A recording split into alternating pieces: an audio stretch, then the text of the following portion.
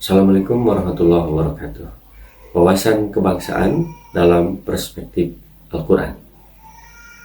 Kita akan mempelajari mengenai pengertiannya apa, unsur-unsurnya, dan wawasan kebangsaan dalam Al-Quran.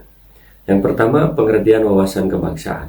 Wawasan artinya pandangan, konsepsi, cara pandang. Secara terminologi, wawasan artinya kemampuan untuk memahami dan memandang suatu konsep tertentu dan direfleksikan dalam sikap atau perilaku tertentu yang sesuai dengan konsep tersebut. Wawasan kebangsaan adalah suatu pandangan yang mencerminkan sikap dan pribadi bangsa Indonesia yang cinta tanah air, kesatuan dan persatuan, kebersamaan sebagai warga negara sebangsa untuk membangun martabat dan masa depan Indonesia maju. Wawasan kebangsaan lahir dari konstruksi realitas sosial dan politik. Menurut Talcott Person dalam teori sistem, wawasan kebangsaan adalah way of life atau falsafah hidup sebagai acuan dalam bergaul, tumbuh berdasar pengalaman dari proses subsistem sosial, ekonomi, politik. Hubungan antara subsistem yang melahirkan wawasan kebangsaan digambarkan oleh Parson seperti gambar di samping.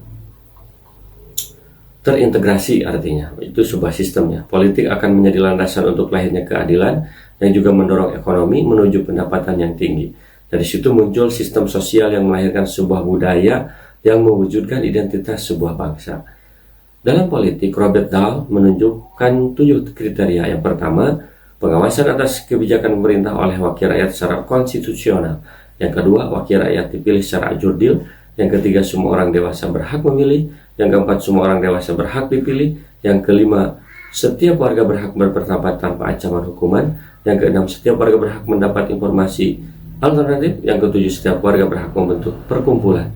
Wawasan kebangsaan bagi bangsa Indonesia bermakna, yang pertama, kepentingan bangsa di atas kepentingan pribadi. Yang kedua, Bhinneka Tunggal Ika dipertahankan. Yang ketiga, tidak memberi tempat patriotisme licik. Yang keempat, dilandasi Pancasila. Yang kelima, NKRI bertekad sejajar dengan bangsa lain yang maju. Yang kedua, unsur-unsur wawasan kebangsaan. Ada 3 unsur dasar wawasan kebangsaan atau kelembagaan. Yang pertama, wadah atau kontur seluruh wilayah Indonesia dengan keanekaragaman. Yang kedua, isi aspirasi bangsa berkembang. Yang ketiga, tata laku atau kondak, baik lahiriah maupun batiniah, mencerminkan identitas kepribadian jati diri bangsa berdasar kekeluargaan dan kebersamaan. Yang ketiga, wawasan kebangsaan dalam Al-Quran hadis. Itulah bangsa dalam Al-Quran banyak pendapat. Di antaranya yang masyhur oleh penerjemah Indonesia adalah Syah Al-Hujurat ayat 13. Maka harus saling mengenal, menghormati, dan menghargai antar satu bangsa dengan lainnya.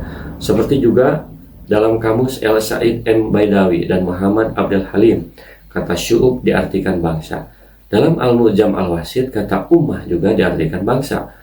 Seperti dalam Al-Anbiya ayat 92, Al-Mu'minun 52, Al-Imran 105 dengan seruan persatuan dan kesatuan. Yang paling banyak dalam Al-Quran menggunakan kata kaum, yaitu 322 kali disebut. Di antaranya dalam surat Hud 63, 64, 78, 84, dan lain-lain.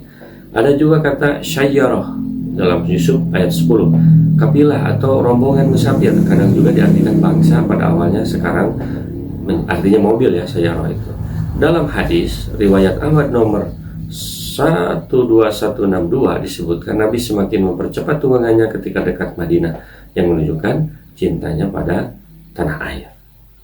Semoga bermanfaat. Assalamualaikum warahmatullahi wabarakatuh.